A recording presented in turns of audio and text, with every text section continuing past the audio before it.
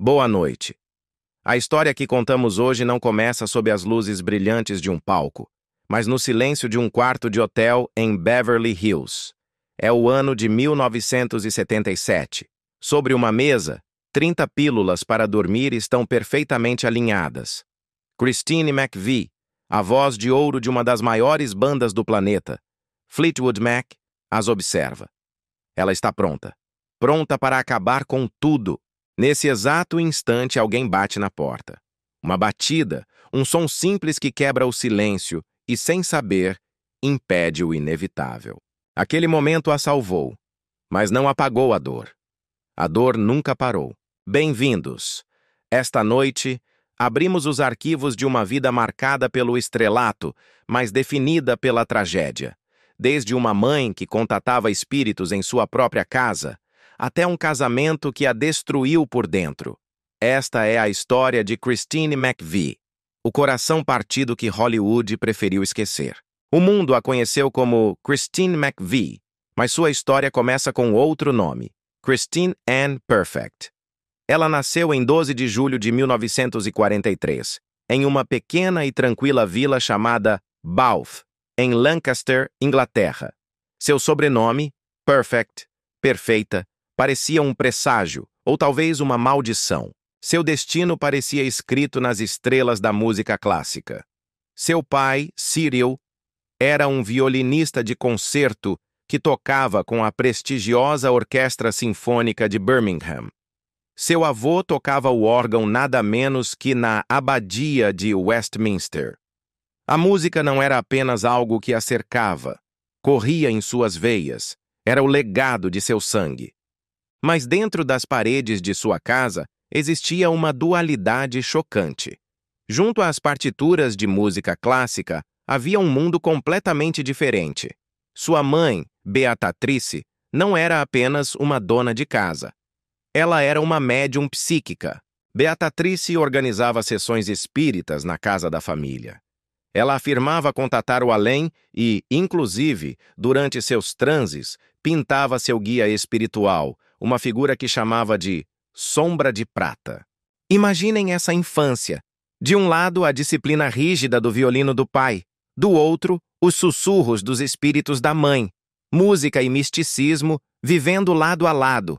Quando ainda era jovem, a família deixou o campo tranquilo e se mudou para Bearwood, perto de Birmingham. A mudança foi brutal. A cidade era um monstro de barulho e fumaça, especialmente na Grã-Bretanha do pós-guerra, onde tudo parecia quebrado, cansado e cinza. No entanto, foi nesse ambiente industrial que a dualidade de sua casa se tornou mais forte. Coisas estranhas e belas aconteciam ali. Christine começou a tocar piano aos 4 anos. Com a linhagem familiar pesando sobre seus ombros, as expectativas eram imensas. Ela estudou música clássica com uma seriedade implacável. Aprendeu as complexas peças de Bach e dos grandes mestres, praticando incessantemente até os 11 anos. Mas havia um problema. Ela não sentia nada. Não havia emoção. A música, para ela, parecia um fardo, uma obrigação pesada. Seus professores não ajudavam. Constantemente a lembravam de seu sobrenome. "Você tem que ser perfeita", diziam eles. Essa pressão a fazia se sentir presa, como se vivesse em uma gaiola de ouro definida pelo talento dos outros. Mas toda gaiola, eventualmente, encontra uma chave. E a chave de Christine chegou no final dos anos 50, na forma de um livro de canções. Seu irmão, John, trouxe para casa um livro de canções de Fats Domino. Aquele ritmo, aquele boogie-woogie, abalou algo profundo dentro dela. Foi uma revelação. De repente, o mundo estrito e frio do piano clássico pareceu distante, alheio. Aos 16 anos, Christine Perfect fechou o livro de partituras de Schubert e começou a escrever suas próprias canções. Já aos 15, em 1958, ela absorvia o rock and roll do rádio. Fats Domino, que na época já havia vendido mais de 65 milhões de discos, tornou-se seu herói. Aos 16, ela se juntou à sua primeira banda, chamada The Electric End. Eles tocavam músicas dos Everly Brothers em clubes juvenis locais. Seus pais, é claro, não aprovaram de forma alguma. Seu pai, o orgulhoso violinista, achava que ela estava desperdiçando seu talento, que estava jogando fora o legado da família. Mas Christine não se importou. A rebelião havia começado. Enquanto estudava na escola de artes, ela se juntou a outra banda chamada os Bobcats. Seu primeiro show foi em um centro comunitário, e a logística define aquela época. Eles tiveram que transportar o piano em uma van de cachorro-quente. Christine lembraria anos depois que o piano cheirava a cebola e que o cheiro grudava em seus dedos enquanto tocava. Ela também começou a se apresentar com um jovem Spencer Davis, que mais tarde alcançaria a fama. Eles tocavam em pubs cheios de fumaça e em pequenos clubes de Birmingham. Aquelas noites, cheias de música crua, suor e rebelião, a afastaram lentamente de tudo o que seus pais haviam planejado para ela. Ela passou 5 anos estudando escultura no Moseley College of Art. Obteve seu diploma de professora, um plano B caso a música falhasse. Mas sua mente nunca esteve realmente na sala de aula. Seu coração estava nos clubes de blues. Foi nesses clubes escuros que ela conheceu Stan Webb, Andy Sylvester e Chris Wood. Eles a convidaram para se juntar à sua banda, Sounds of Blue. No entanto, ao se formar, a realidade a atingiu. Ela não tinha dinheiro para se dedicar à arte profissionalmente. Então, ela fez o que muitos jovens fazem. Mudou-se para Londres, a grande cidade. Mas seu sonho teve um começo humilde. Ela conseguiu um emprego decorando vitrines em uma loja de departamentos na Regent Street. Não durou muito. O destino chamou novamente. Stan e Andy, seus velhos amigos da cena do blues, estavam formando uma nova banda. Ela se chamaria Chicken Shack, e eles precisavam desesperadamente de uma pianista. Christine não pensou 2 vezes, deixou seu emprego medíocre e escreveu para eles. A resposta foi sim. E assim, sem mais delongas, ela largou o emprego e mergulhou de cabeça na música profissional. A transformação foi total. Aos 18 anos, ela tingiu seu cabelo castanho de loiro platinado. Seus pais ficaram horrorizados. Ela começou a se vestir de forma diferente, a ficar fora a noite toda, perseguindo a música ao vivo nos cantos escuros da cidade. Foi durante essa época que veio seu primeiro grande desgosto amoroso. Um rapaz que a introduziu no mundo musical underground de Londres partiu seu coração. Sua mãe, a médium, afirmou ter visto tudo em uma visão psíquica. Christine, em sua nova faceta de rebelde, simplesmente riu disso. Mas as mudanças continuavam a chegar. Ela se afastava cada vez mais dos sonhos polidos de sua família e se aproximava de algo selvagem, barulhento e dolorosamente real. Ela reencontrou Stan Webb em 1967, quando o Chicken Shack estava pronto para gravar. Seu primeiro single com eles foi It's Okay With Me, Baby, uma canção que ela mesma escreveu. Mas nos bastidores, as coisas não eram tão simples. Ela descobriu que Stan, o líder da banda, a estava traindo. Essa dor, essa traição, afundou-se profundamente em sua música. Ela ficou na banda o tempo suficiente para gravar uma canção que definiria sua carreira inicial. I'd Rather Go Blind. Eu preferiria ficar cega. A canção se tornou um sucesso retumbante, alcançando o número 14 nas paradas do Reino Unido. As pessoas elogiaram sua voz, descrevendo-a como profundamente emocional, mas nunca exagerada. Ela tinha o blues no sangue, mas é aqui que começa a verdadeira tragédia da indústria. Apesar do sucesso, Christine não ganhou quase nenhum dinheiro. Os empresários e executivos viviam em casas luxuosas, enquanto a banda lutava dia a dia, dividindo espaços apertados nas turnês. Christine sentiu o peso da injustiça crescer a cada show. Ela estava criando ouro com sua voz e seus dedos, mas só recebia as migalhas. Este padrão de dor, traição e exploração se tornaria uma constante e a levaria, anos depois, a um casamento tumultuado com outro músico de blues, John McVie, e a se juntar a uma banda que a tornaria uma lenda, mas que quase a destruiu, Fleetwood Mac. A fama chegaria sim, Mas também chegaria uma batalha pela custódia que lhe custou $200.000. Ela namoraria uma estrela dos Beach Boys, apenas para vê-lo se afogar tragicamente. E em seus anos finais, a mulher que escreveu algumas das maiores canções de amor da história se tornaria uma prisioneira em sua própria casa. A história de Christine McVie não é apenas sobre música, é uma história de sobrevivência. Uma história que nos lembra que mesmo a voz mais perfeita pode esconder a dor mais profunda. Para Christine Perfect, o casamento parecia ser a resposta. Em 3 de agosto de 1968, ela disse sim para John McVie, o estoico baixista de uma banda em ascensão chamada Fleetwood Mac. Mas esta união não foi uma fuga para a estabilidade.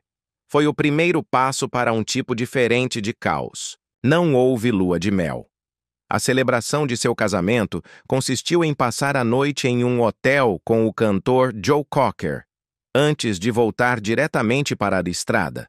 Suas bandas, Chicken Shack e Fleetwood Mac, eram do mesmo selo, Blue Horizon. Frequentemente tocavam nos mesmos lugares, compartilhando um apartamento lotado com amigos e outros músicos. Logo ficou claro que não se pode construir um casamento a partir de quartos de hotel separados e telefonemas entre cidades. Christine ansiava por estabilidade. Ela queria um lar. Ela queria estar com seu marido. E assim, em 1969, em um movimento que chocou o mundo da música britânica, Christine tomou uma decisão drástica. Ela deixou o Chicken Shack. Ela não saiu porque sua fama estava diminuindo. Ela saiu no auge absoluto. Tinha acabado de ser nomeada melhor vocalista feminina pela influente revista Melody Maker, pelo 2º ano consecutivo. Foi até votada como um dos 10 melhores pares de pernas da Grã-Bretanha. Ela tinha o mundo a seus pés, mas estava cansada. Cansada do caos, cansada das turnês intermináveis, cansada da injustiça financeira. A gravadora, relutante em deixá-la ir, pediu que ela gravasse um último álbum solo. Ela concordou e lançou Christine Perfect. O álbum não lhe trouxe uma fortuna, mas foi uma despedida silenciosa, uma ponte entre a vida que deixava para trás e o futuro incerto que buscava. Eu sabia que tinha que sair antes de entrar em colapso, diria mais tarde. Tinha apenas 26 anos e já estava exausta. O ano de 1970 a encontrou novamente no estúdio, mas desta vez como convidada. Fleetwood Mac, a banda de seu marido, estava gravando o álbum Kiln House. Christine, ainda sem ser membro oficial, estava lá. Tocava teclado, cantava nos coros e até desenhou a estranha casinha que se tornou a capa do álbum. Uma de suas próprias canções, Tell Me All the Things You Do, conseguiu entrar no disco. Mas este não era um refúgio seguro. A banda que ela havia procurado por estabilidade estava, na verdade, se desmoronando. A alma do grupo, o gênio da guitarra Peter Green, tinha acabado de deixar a banda em maio. Sua saída não foi uma simples diferença criativa. Foi um colapso mental assustador. Green havia passado por uma experiência aterrorizante com LSD em uma festa em um bunker em Munique. Depois daquela noite, ele nunca mais foi o mesmo. Christine o viu mudar. Viu como o homem cheio de piadas se transformava em uma figura atormentada que vestia túnicas longas, usava uma cruz e falava obsessivamente em doar todo o seu dinheiro. A música havia se tornado sombria. Uma de suas últimas canções, The Green Manalishi, nasceu de um pesadelo em que um cão do inferno com olhos verdes o perseguia. Um demônio que, segundo ele, representava o dinheiro que estava destruindo sua alma. O colapso de Green não foi silencioso. Durante um show no Fillmore em 1970, ele teve um episódio no palco e Christine teve que ajudá-lo a sair. A alma do Fleetwood Mac havia partido e deixou um vazio assustador. 10 dias antes do início de sua turnê pelos Estados Unidos, em agosto de 1970, a banda, desesperada, pediu a Christine que se juntasse oficialmente. Sua reação inicial foi de incredulidade. "Vocês estão falando sério?" Ela lhes disse. "Eu sou apenas uma garota que toca piano." Mas em 8 de agosto, Christine subiu ao palco como membro oficial do Fleetwood Mac. Ela havia mudado seu sobrenome para McVie. Ironicamente, o público demorou a aceitá-la. Muitos pensavam que ela era apenas uma cantora de apoio. No entanto, sua voz suave e sua calma no palco começaram a moldar o novo som da banda. Ela havia encontrado um lugar na banda, mas havia perdido seu lugar em casa. A estabilidade que buscara ao se juntar ao marido revelou-se uma trágica ilusão. No palco, John e Christine McVie pareciam o casal de rock perfeito. Fora do palco, a realidade era um pesadelo. Em 1973, Christine já conhecia a extensão do alcoolismo de John. Conhecia suas mudanças de humor violentas e os rumores constantes de infidelidade.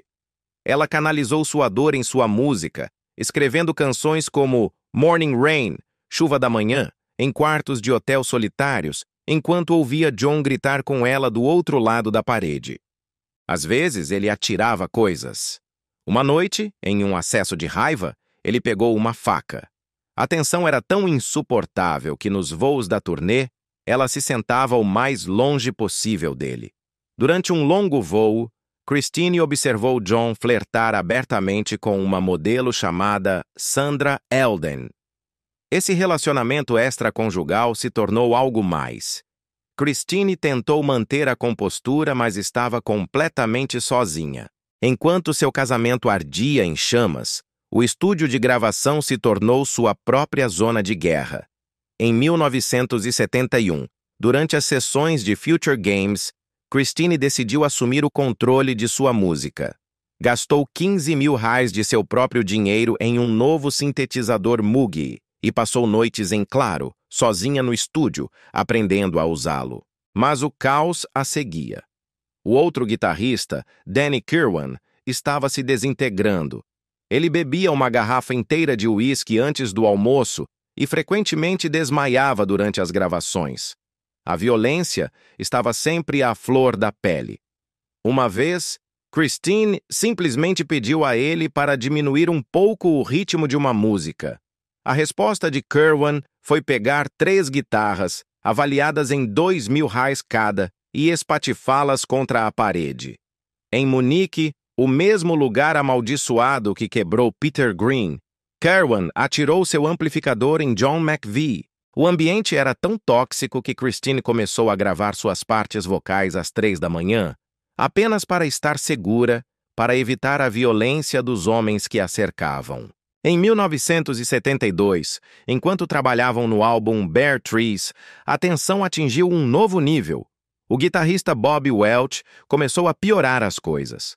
Ele exigia ser o centro das atenções e demandava um pagamento de 500 reais adicionais por dia, apenas como uma taxa criativa. A situação se tornou insustentável. Desesperada para trabalhar longe da toxicidade, Christine fez algo impensável. Reservou secretamente sessões de estúdio noturnas no Advision Studios. Ela gastou 12 mil reais de suas próprias economias para gravar suas canções sem que Welch soubesse. Quando Welch descobriu a gravação secreta, ele perdeu o controle. Ele invadiu o estúdio e, em um ataque de fúria, pegou um taco de cricket e destruiu a cara-mesa de mixagem, causando 8 mil reais em danos. Christine teve que escalar por uma janela dos fundos do estúdio apenas para salvar as fitas master da destruição total. Milagrosamente, o álbum Bare Trees vendeu 200 mil cópias em 6 meses, mas o custo para Christine foi devastador. O estresse implacável a fez perder 15 libras. Ela desenvolveu uma insônia crônica tão severa que a atormentaria por anos. E então, em 1973, o golpe final. Enquanto estava em Los Angeles gravando a melancólica canção Why, Por quê, Christine recebeu um telefonema. Era o gerente do hotel. Ele a informava calmamente que seu marido John estava naquele momento em um quarto com uma groupie de 19 anos chamada Jenny Boyd. A mulher que havia sacrificado tudo pela estabilidade agora havia perdido tudo. Mas essa tragédia estava apenas preparando o terreno para o maior álbum de separação de todos os tempos. A traição final não foi um boato sussurrado nos corredores de um hotel. Foi uma imagem. Escondidas no estojo da guitarra de seu marido John, Christine McVie encontrou fotos Polaroid explícitas. A prova inegável da infidelidade que ela já sentia em seus ossos. E mesmo assim, com o coração partido pela evidência física, ela continuou gravando. Ela se apresentava no estúdio todos os dias. Se você ouvir a voz dela nessas gravações, pode perceber. Aquelas performances vocais não eram apenas emocionais, eram reais. Eram o som de uma mulher cantando através de uma dor inimaginável. Enquanto o mundo a via como a estrela de rock calma e estável, Christine estava se desmoronando por dentro. Secretamente, ela começou a ver um terapeuta, o Dr. Harold Bloomfield. Pagava $75 por sessão, uma quantia que hoje equivaleria a quase $500. Ninguém na banda sabia.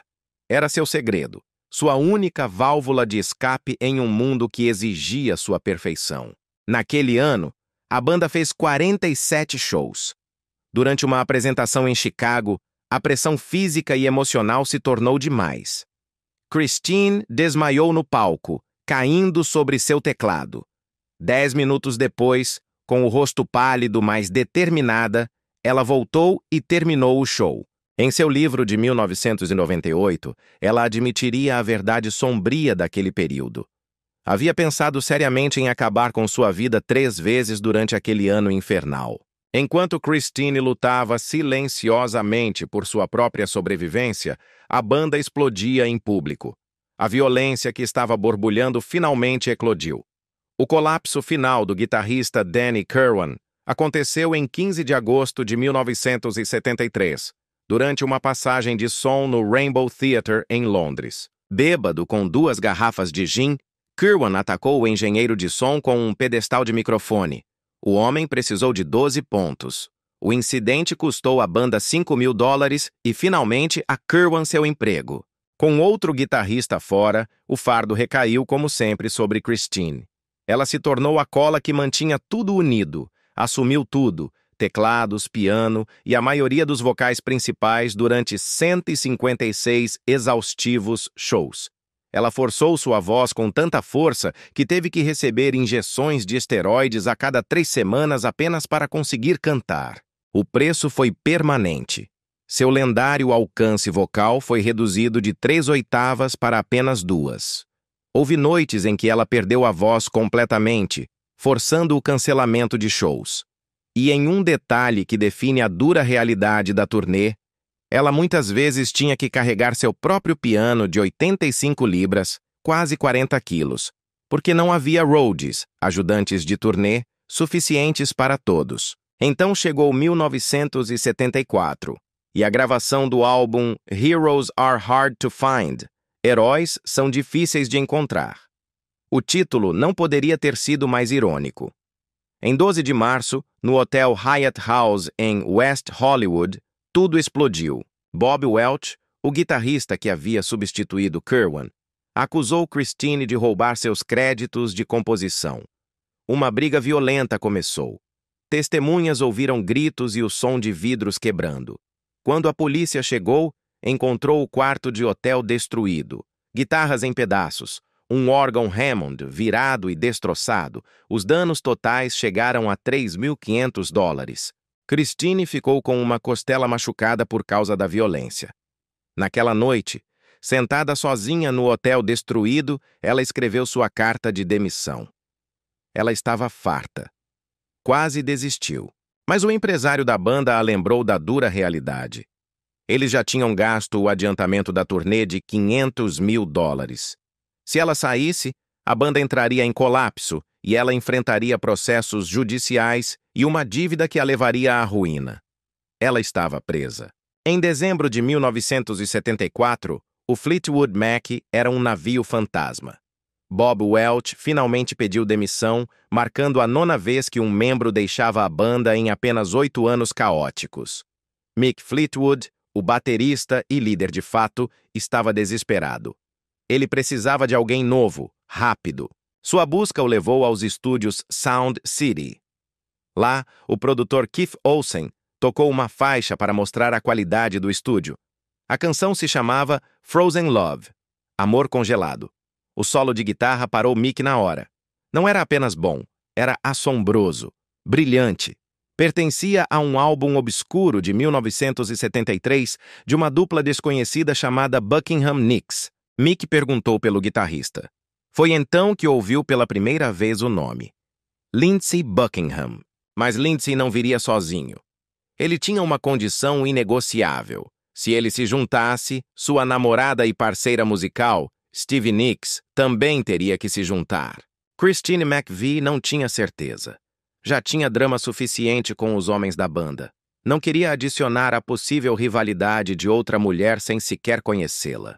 Assim, na véspera de Ano Novo de 1974, os três se sentaram no El Carmen, um pequeno restaurante mexicano. Stevie Nicks chegou direto de seu turno. Usava seu uniforme de garçonete do restaurante Clementines, onde limpava mesas por apenas $1,50 a hora.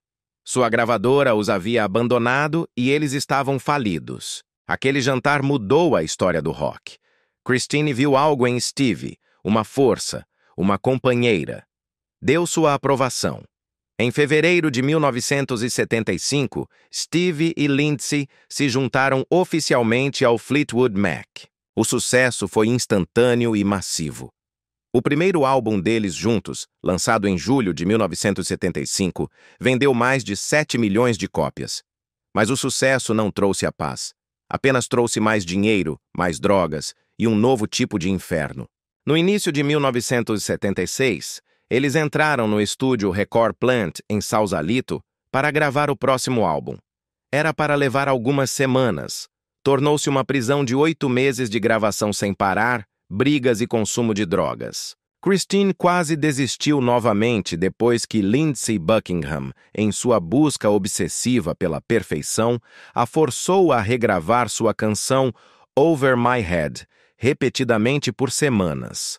A fumaça constante no estúdio provocou-lhe um grave ataque de asma, forçando-a a sair correndo para tomar oxigênio durante as sessões. Mas foi no meio desse caos, enquanto seu divórcio de John estava sendo finalizado, que Christine encontrou um momento de pura magia.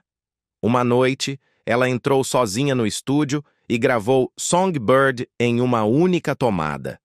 Tornou-se sua obra mais emotiva, uma oração de paz no meio da guerra. O caos era tal que as próprias fitas master do álbum começaram a se danificar por terem sido reproduzidas tantas vezes. Tiveram que chamar um especialista com um equipamento estranho que ficou sentado por dias tentando salvar as gravações, unindo as partes quebradas com cópias de segurança, usando apenas fones de ouvido. A banda teve que cancelar uma turnê inteira no outono de 1976 apenas para terminar o álbum, uma decisão que lhes custou cerca de $2 milhões. Mas enquanto tudo isso acontecia, Christine escondia algo grande. Seu casamento com John estava morto. E durante a turnê de 1975, ela começou um caso secreto com o diretor de iluminação da banda, Cary Grant. Ela até escreveu a canção You Make Loving Fun, Você Torna o Amor Divertido, sobre ele. Mas para evitar o drama explosivo, ela mentiu para todos, incluindo seu ex-marido John, dizendo-lhes que a canção era sobre seu cachorro. John descobriu de qualquer maneira. Ele contou a Mick Fleetwood, que confrontou Cary. O diretor de iluminação foi demitido. Quando Stevie Nicks soube e questionou Christine em 1977, o confronto quase separou a banda por completo. E havia mais. Christine depois se envolveu com um roadie chamado Curtis Cupid. Anos depois, ela admitiu que esses relacionamentos a faziam se sentir envergonhada, desesperada, como se estivesse se perdendo no caos. Enquanto isso, John, consumido pelo ciúme e pelo álcool, começou a agir de maneira estranha. A tragédia estava longe de terminar. O telefonema do gerente do hotel foi apenas o começo. A confirmação visual viria logo depois. Christine McVie encontrou fotos Polaroid explícitas escondidas no estojo da guitarra de seu marido John. A prova irrefutável da traição. E, no entanto, no dia seguinte, ela voltou ao estúdio. Continuou gravando. A dor não estava apenas a quebrando por dentro, também estava alimentando sua arte. Se você ouvir a voz dela nessas canções, não está ouvindo uma atriz. Está ouvindo a crua realidade de uma mulher cujo mundo estava desmoronando. Enquanto isso, o comportamento de John McVie se tornava cada vez mais errático. Consumido pelo álcool e pela culpa, ele vagava pelos corredores do hotel no meio da noite, gritando o nome dela.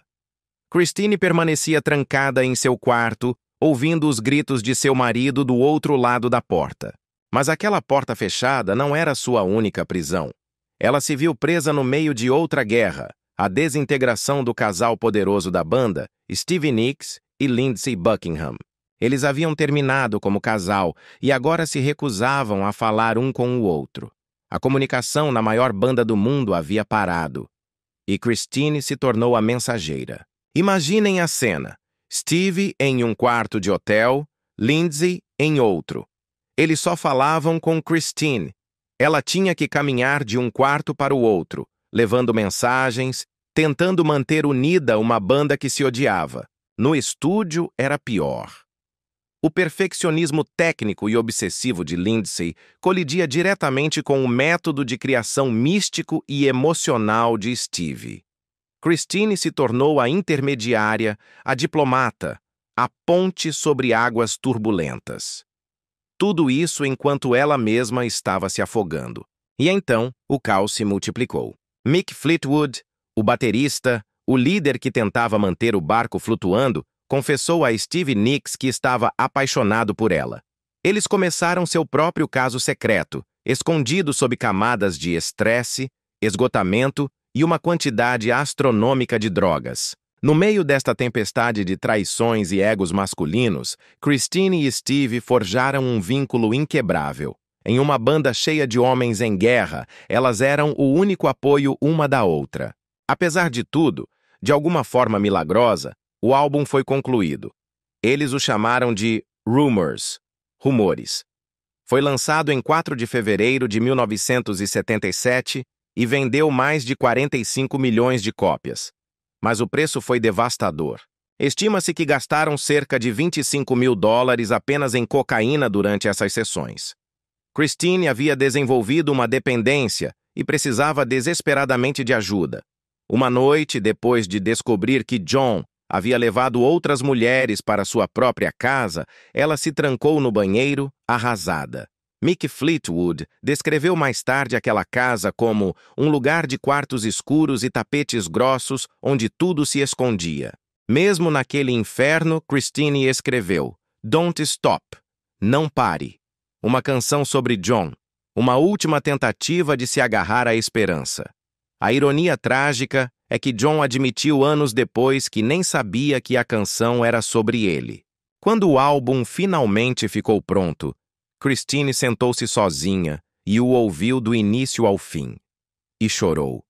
Sabia que eles haviam pego toda aquela dor, toda aquela traição e toda aquela angústia e a transformado em algo poderoso, algo eterno.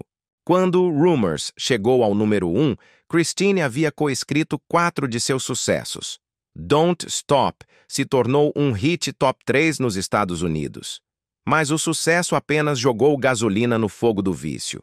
O orçamento de cocaína para a turnê ultrapassou os $100 mil, o que hoje seria mais de 400 mil. A droga não era mais recreativa, era o combustível que mantinha a máquina funcionando. O gerente da turnê, JC, distribuía cocaína em tampas de garrafa de cerveja antes dos shows. Christine e Stevie usavam pequenos frascos de ouro pendurados no pescoço, cheios de cocaína e arrematados com colheres incrustadas de diamantes. Mas a realidade batia forte. Em Nova York, Christine sofreu um colapso nervoso. Ela se trancou no banheiro de um hotel por 6 horas, aterrorizada, convencida de que as paredes estavam se fechando sobre ela. A turnê mundial que se seguiu foi um sucesso monstruoso. Eles ganharam $20 milhões em 112 shows. Mas para Christine, o golpe final estava por vir.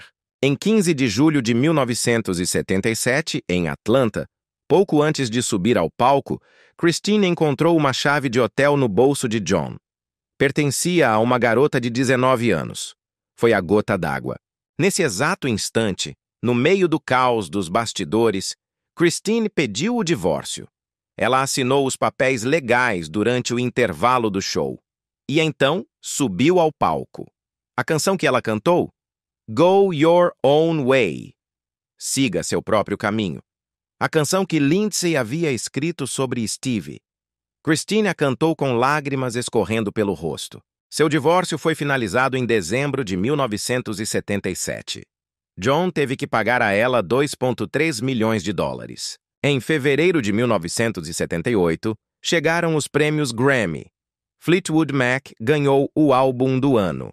Christine subiu ao palco e fez um discurso agradecendo ao caos que criou a magia. Mas por trás do sorriso, ela estava morrendo. Em março, ela se internou em uma clínica de Londres por 3 semanas.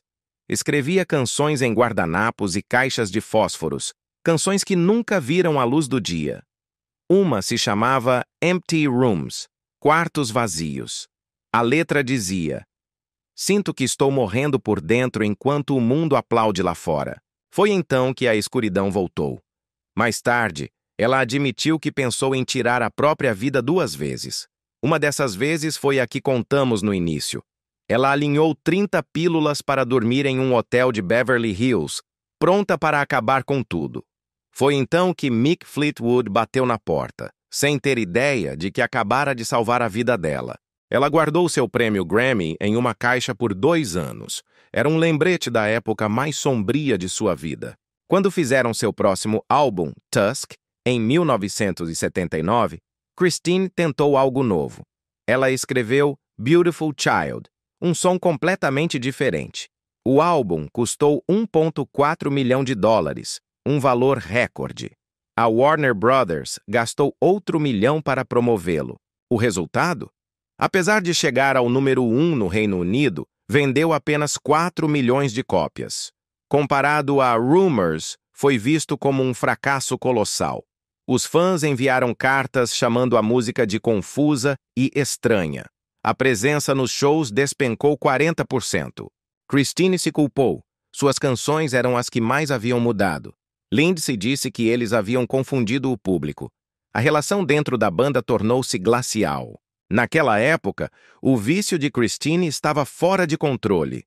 Em 1977 e 1978, ela não apenas cheirava cocaína, havia começado a fumá-la. Guardava o pó em uma antiga caixa de pílulas de prata, em uma tentativa desesperada de fazer seu vício parecer elegante. O ponto de ruptura mental ocorreu em outubro de 1977.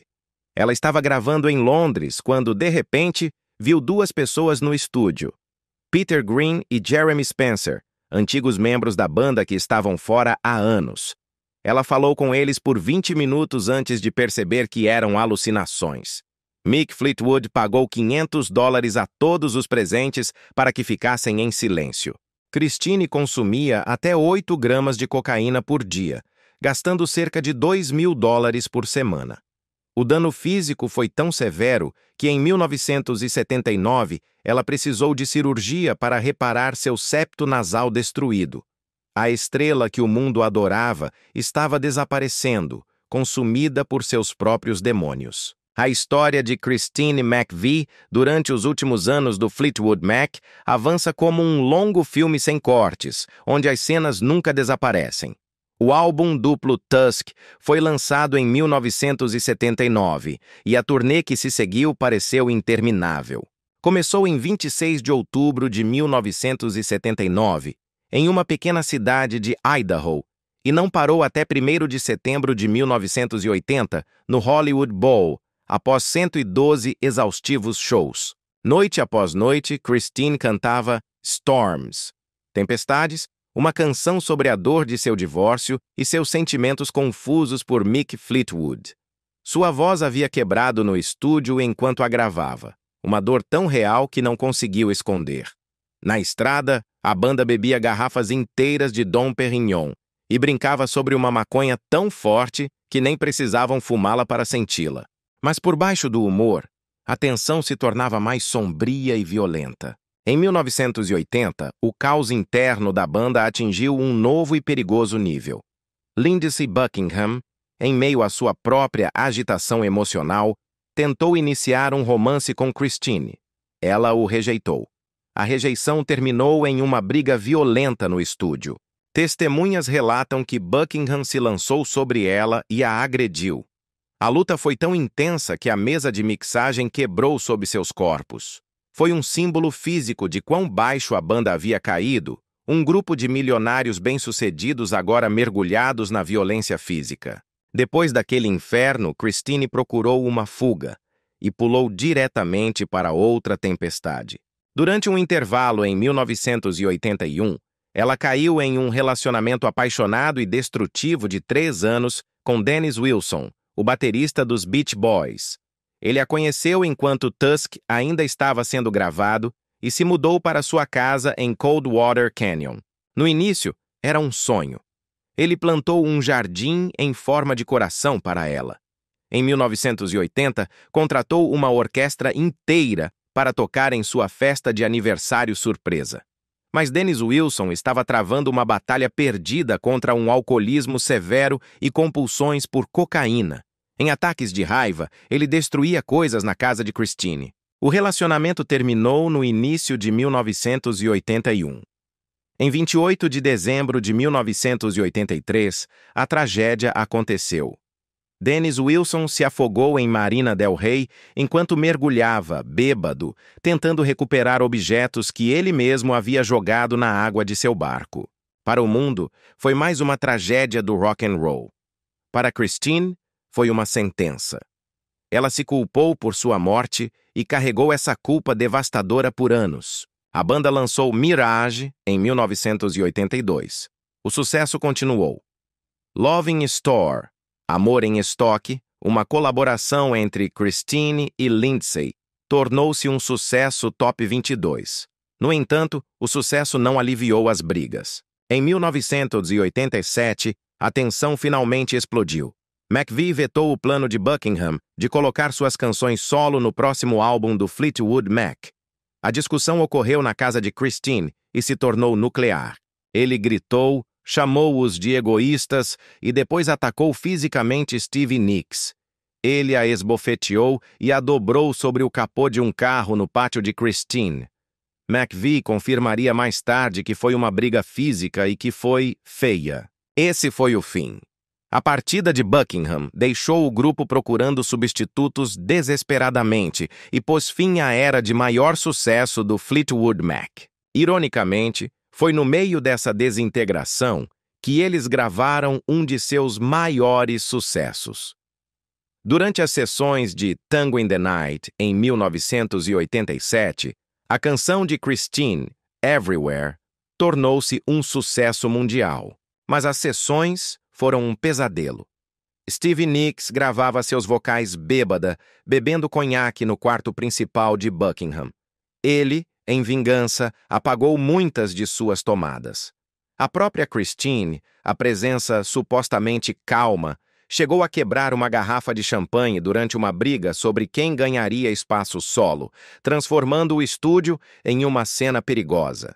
Apesar de tudo, o álbum vendeu mais de 15 milhões de cópias. Longe da banda, Christine tentou se virar por conta própria. Seu álbum solo de 1984, Christine McVie, foi um sucesso. Got a Hold on Me chegou ao top 10 e liderou as paradas de Adult Contemporary. Mas até mesmo esse sucesso azedou. A Warner Brothers a pressionou para que soasse menos pop e mais rock, uma pressão que lhe tirou a alegria de criar. O dinheiro do álbum mal serviu para financiar seu divórcio de John McVie, deixando-a questionando sua própria integridade artística. Em 18 de outubro de 1986, ela se casou novamente, desta vez com o tecladista português Eddie Quintela. Ele coescreveu Little Lies para Tango in the Night, mas seu amor rapidamente se transformou em controle. Quintela proibiu os membros do Fleetwood Mac de irem ao seu casamento e até mesmo à sua festa de 50 anos em 1993. Ele lhe deu ultimatos para que parasse de fazer turnês. O casamento terminou em 2003, em meio a acusações de que ele a traía com sua assistente pessoal. Em 1993, a saúde mental de Christine estava se desfazendo. As sessões de terapia revelaram um medo de abandono por toda a vida, enraizado na relação com seus pais rigorosos e emocionalmente distantes. Ela entendeu como essas feridas a haviam mantido presa em relacionamentos tóxicos. Na tentativa de criar a família que nunca teve, em 1990, ela havia adotado 2 dos enteados de Quintela. Quando o casamento ruiu em 1997, seguiu-se uma brutal batalha pela custódia. A rica família de Quintela contratou advogados que questionaram sua aptidão como mãe. O caso se arrastou por meses e custou-lhe mais de $200 mil. Ela teve que vender joias e instrumentos para pagar os honorários. A luta a deixou sentindo-se um fracasso como mulher e aprofundou sua depressão. Mas escondida sob todo esse drama público, havia uma crise de saúde secreta. Em 1992, ela passou por uma grande cirurgia no pescoço por lesões acumuladas após anos tocando piano. A fusão espinhal a deixou de cama por 4 meses. Receitaram-lhe Oxycontin e Percocet.